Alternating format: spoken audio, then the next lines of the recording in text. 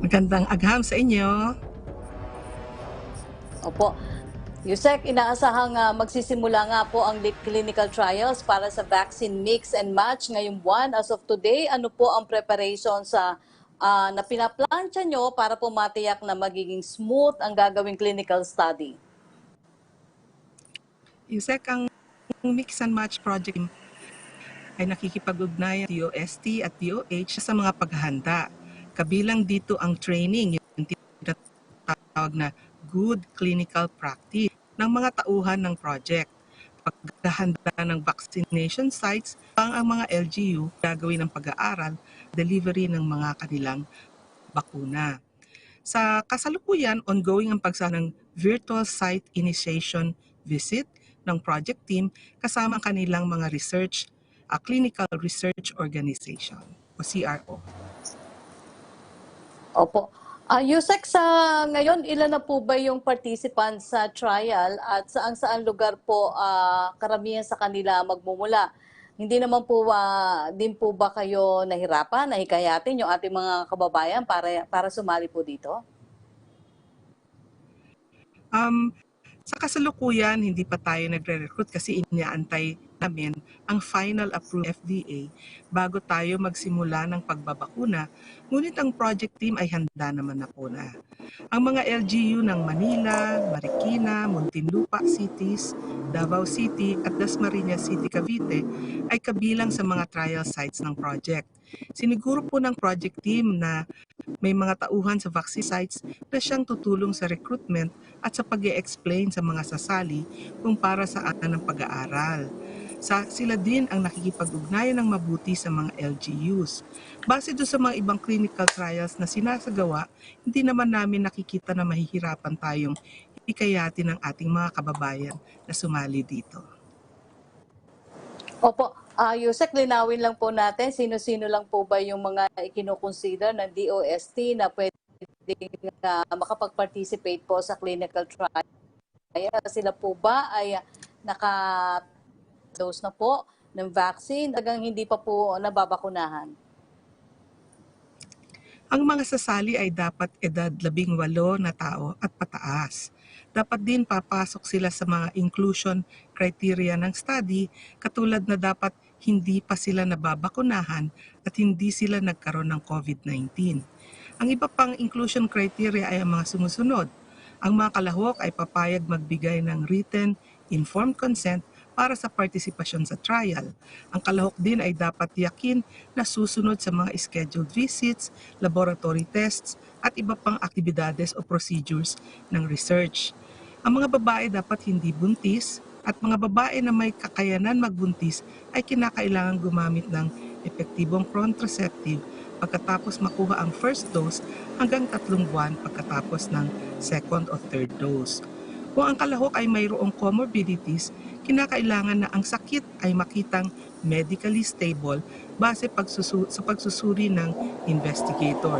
Yung walang acute na senyales at simptomas kaugnay sa nasabing sakit o comorbidity ng kalahok sa oras ng vaccination. At syempre, mayroong PhilHealth. Opo. Yusek, ano pong mga bakpo natin bang gamitin dito sa mix and match trials?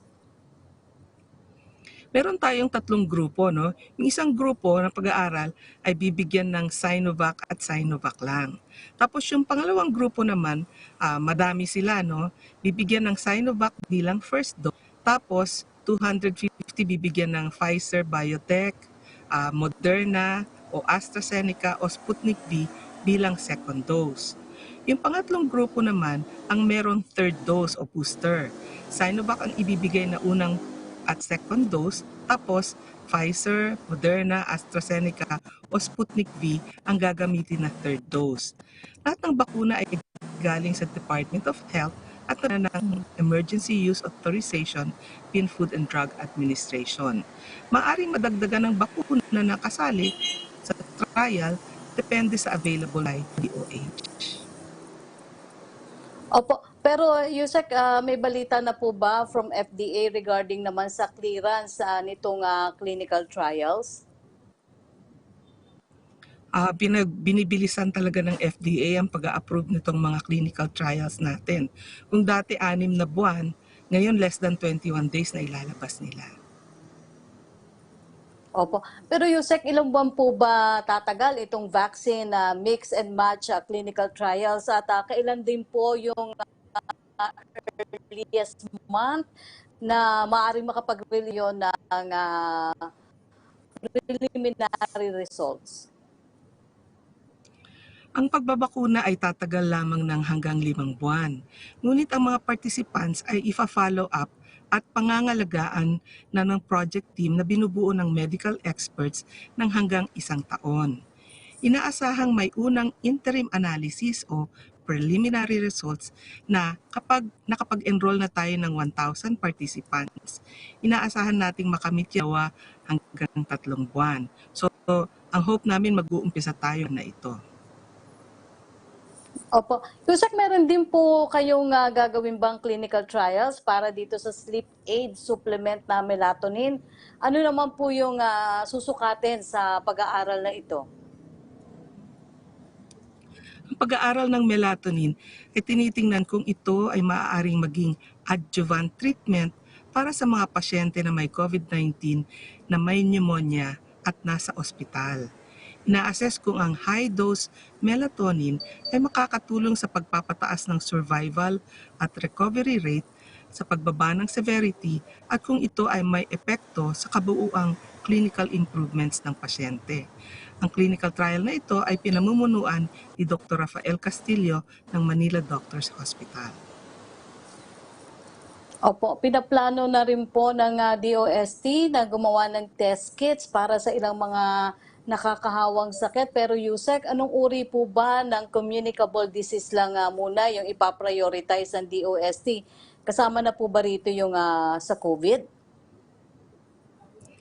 May mga nakakahawang sakit tulad ng COVID-19, TB, HIV, at neglected tropical diseases na binigyang prioridad ng DOST sa paggawa ng mga nasabing diagnostic test. Mahalaga na maisulong ito upang maagap na matugunan ang mga nasabing sakit sa pamamagitan ng maagang diagnosis. Sa katunayan na ipaglabas na natin kayo ng mga test kits para sa COVID-19 at saka nailabas na rin dati ng grupo nila Dr. Raul Destura yung para sa dengue. Sunod-sunod na nilang ilalabas yung para sa leptospirosis, chikungunya, Zika. Opo, para lang po sa kaalaman ng publiko, ano po Yusek, bakit po mahalaga na maisulong at magkaroon tayo ng mga ganitong uri ng diagnostic tests? Alam mo, kasi mas maigi na maagang ma-diagnose para una, hindi makahawa.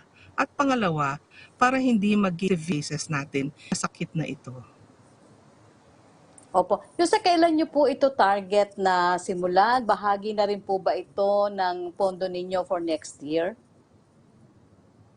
Sa kasalukuyan, may mga proyekto na rin tayong ginawa tungkol sa pag-develop ng mga nasabing diagnostic kits.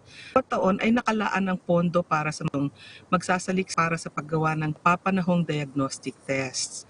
May mga nilaan na rin pondo ang DOST para sa mga nasabing proyekto sa mga susunod na taon. So sa kasalukuyan, meron siguro kaming mga 5 hanggang 8 na mga projects na ongoing na.